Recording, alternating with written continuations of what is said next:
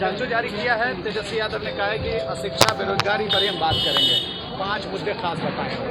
अच्छा सुन लीजिए, अशिक्षा, गरीबी, बेरोजगारी, इस विषय पर जितना 6 वर्षों में नरेंद्र मोदी जी की सरकार और बिहार में एनडीए शासनकाल में जो नीतीश कुमार जी ने काम किया है, उससे अशिक्षा मिटी है, बेरोजगारी भी दूर हो रही है। और जो बोल रहे हैं तो उनको तो बोलने के लिए उन्होंने एक ट्वीट करते हुए कहा है कि पुलिस प्रशासन सुनता नहीं है, नीतीश जी चाहें तो जनमत संग्रह करा लें भीड़ से।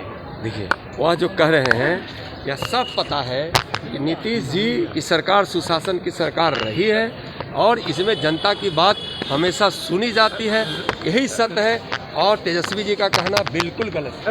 राहुल गांधी ने कल करारा हमला बोला है और कहा है कि प्रधानमंत्री शहीद पर राजनीति कर रहे हैं। देखिए, राहुल गांधी जी को पता ही नहीं है कि शौर्य क्या होता है और इस देश के वीर जवान अपने शौर्य के बल पर इस देश को कितना सुरक्षित रखते हैं, सीमा को कितना सुरक्षित रखते हैं।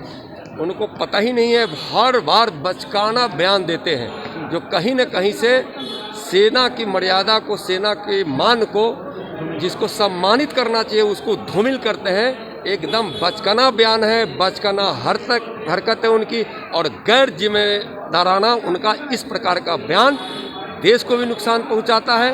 शायद उनको समझ ही में नहीं है। कभी चीन की राग लाते हैं, कभी पाकिस्तान की सुर में सुर लगाते हैं। तो राहुल गांधी जी को तो हमेशा इसी प्रकार के अटपटा बयान देने की आदत है। न समझते हैं और न समझने की कोशिश करते हैं। सर एक कि राहुल गांधी तो 1200 किलोमीटर चीन को दे दिए, तो 1200 किलोमीटर में तो यहाँ से लेके लद्दाख आ जाएगा। उनके हिसाब से ये सब कुछ चीन का कब्जा है। तो हमारी समझ में नहीं आता है कि राहुल गांधी जी को कौन सलाह दे रहा है।